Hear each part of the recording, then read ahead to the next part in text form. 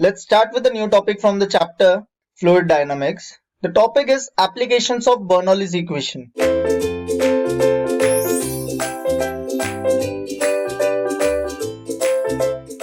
We have already learned how to derive Bernoulli's equation from the Euler equation, and the Bernoulli's equation can be expressed in multiple forms. So the Bernoulli's equation in the form of energy is termed as P1 upon rho plus V1 square upon 2 plus G into Z1 is equal to P2 upon rho plus V2 square upon 2G plus G into Z2. Now in the form of head, the Bernoulli's equation is expressed as P1 upon rho G plus V1 square upon 2G plus Z1 is equal to P2 upon rho G plus V2 square upon 2G plus Z2. In this, pressure head plus kinetic head plus potential head remains constant. Now this equation can also be written as P1 upon omega plus V1 square upon 2G plus Z1 is equal to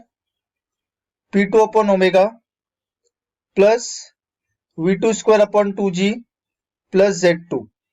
Now, since omega is also written as rho multiplied by G.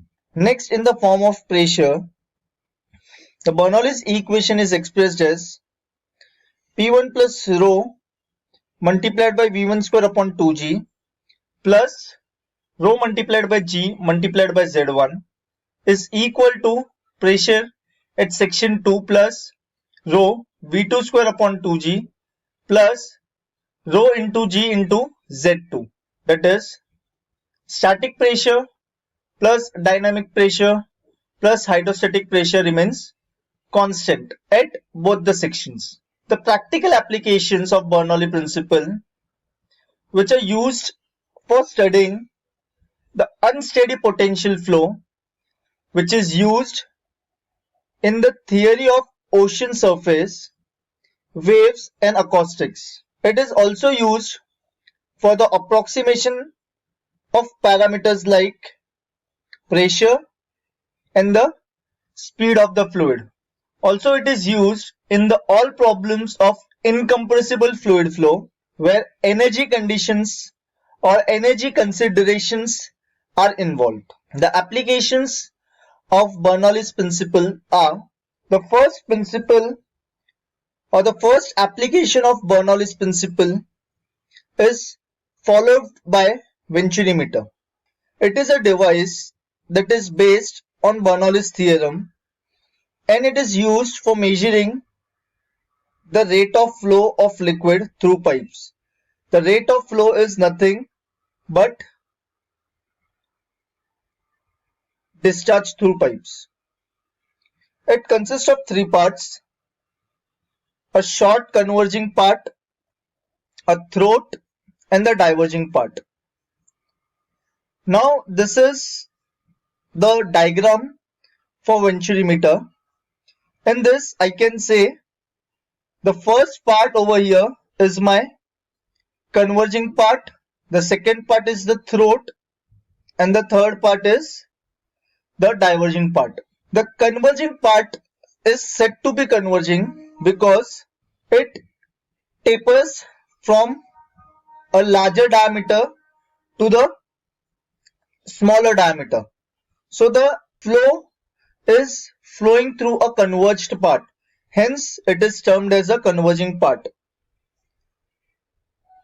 Now the converging part is connected to a throat, which is the smallest of all the three parts, and which is further connected to the diverging part.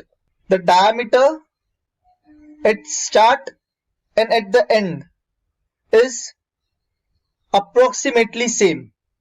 Using Bernoulli's theorem, venturimeter formula is given as V is equal to A1 multiplied by A2 under the root 2hg divided by A1 square minus A2 square. Now A1 is the area at section 1, that is over here, and A2 is the area at section 2, that is over here. The next is orifice meter.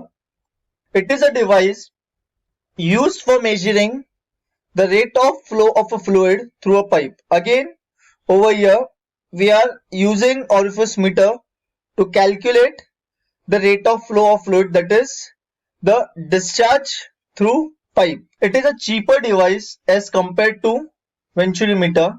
It also works on the same principle as that of the venturimeter.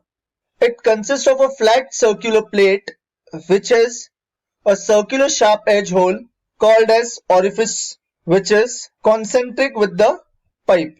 So over here we are having a plate which is known as orifice plate. This portion is my orifice plate. The orifice diameter is kept generally 0.5 times the diameter of the pipe, though it may vary from 0.4 to 0.8 times the pipe diameter. The next application of Bernoulli's theorem is pitot tube. It is a device used for measuring the velocity of the flow at any point in a pipe or a channel. It is based on the principle that if the velocity of the flow at a point becomes zero, the pressure is increased due to the conversion of kinetic energy into pressure energy. In the simplest form, the pitot tube consists of a glass tube bent at a right angle as shown in the figure. So this is my pitot tube. We can see that this tube is bent at right angle, and we are using this particular tube to calculate the velocity of the flow. And when the velocity of the flow at any point becomes zero, or I can say the flow is static, the pressure is increased. Thank you.